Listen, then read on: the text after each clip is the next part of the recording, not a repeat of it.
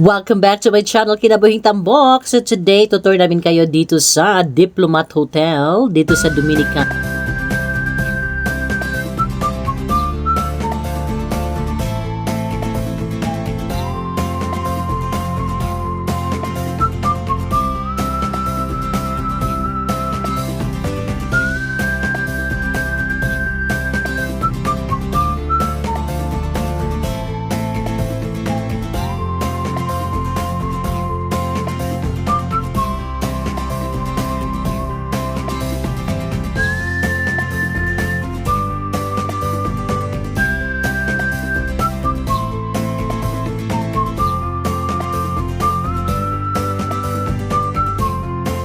Mga friends, ngayon lang ulit kami nakapunta dito sa Dominican Diplomat.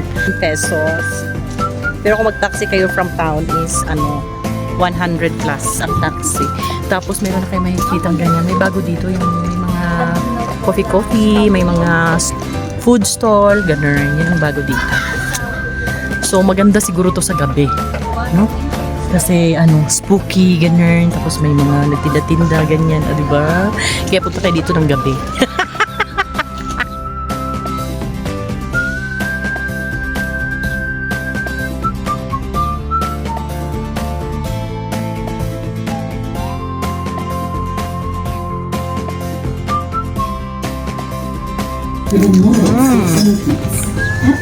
Sarap.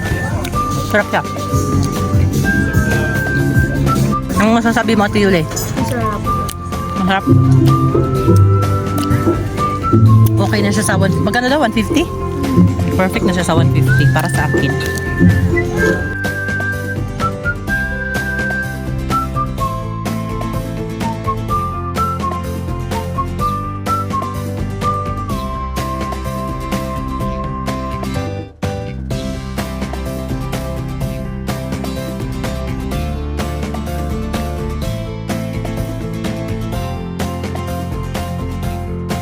Friend, punta talaga kayo dito sa Diplomat, my friend. May bago dito. I mean, luma na siya, no? Ay, bawal? Bawal daw? Bawal pumasok? Ah, okay. Bawal pala.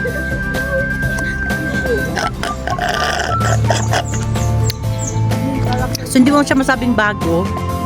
Dati na, pero hindi ko alam kung anong mayroon dito. At bawal pumasok. Excited pa naman kami. Sila lang ang pwede. Lang my friends. Yun lang yung pinunta namin. Kumain lang kami ng nachos. Uy, tignan niyo ah.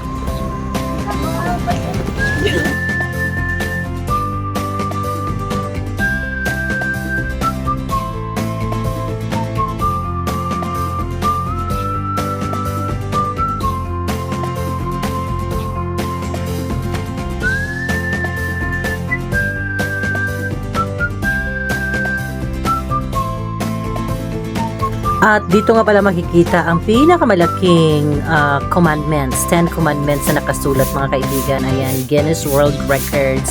Dito lang din yan sa Dominican.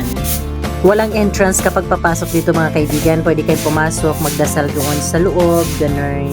So dito makita natin, overlooking talaga no, at perfect tong day na to. Alam ko na pala kung bakit 10 pesos lang yung binayad natin dyan. Kasi it's government property. Di ba kagaya sa Mines View? Pero bakit sa Botanical? Baka private na siya. Baka private na, kaya ganun mahal.